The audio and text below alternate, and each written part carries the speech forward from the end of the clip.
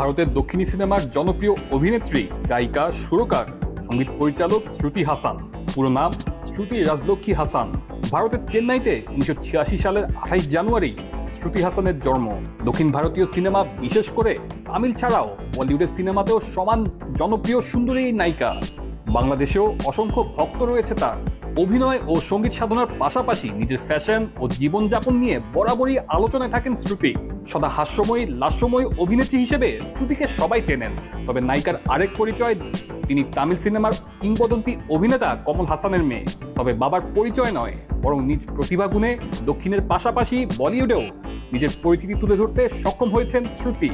শিশুশিল্পী হিসেবে পরিচিতির পর 2009 সালে অ্যাকশনধর্মী লাক্স সিনেমায় প্রথম অভিনেত্রী হিসেবে তার অভিষেক হয়। এর আগে তিনি সিনেমায় গান গাইতেন এবং অতিথি শিল্পী হিসেবে বিভিন্ন সিনেমায় অভিনয় করতেন। তার অভিনীত কয়েকটি সিনেমা হলো আনাগঙ্গা ধীরেদু, ও মাই ফ্রেন্ড এবং 7 আরিবো সিনেমার অভিনয়ের জন্য তিনি সমালোচকদের প্রশংসা অর্জন করেন। তবে গত কয়েক বছর ধরেই তাকে নিয়মিত পর্দায় দেখা যাচ্ছিল না। 28 জানুয়ারি ছিল এই সুন্দরী অভিনেত্রীর জন্মদিন। তিনি তার অভিনয়ের জাদু নিয়ে আবারও পর্দায় স্বরূপে ফিরবেন, এমনটাই প্রত্যাশা দর্শকদের।